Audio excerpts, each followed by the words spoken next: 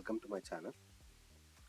Today we will check how to generate a password generator in Python.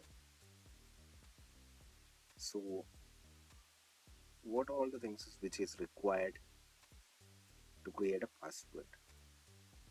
You required 8 characters, which should be including symbols, alphabets, numbers, right? Okay. So we'll look into the code where first we'll be importing the random function, and then we'll be declaring the variables as lowercase, uppercase, numbers and symbols. Okay, then we will be adding two more variables. That is, in one variable we will be adding all the other variables. Here you can see we will be adding all the other variables, and the other variable which we are declaring is length of the password. It should be 8 characters.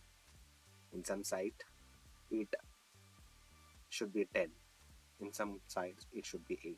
At least it should be 8 characters, so we'll be giving only 8.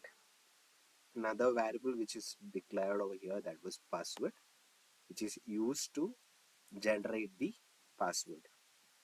Okay, so we'll be using this particular function for creating a unique password, and after that we'll be printing the same.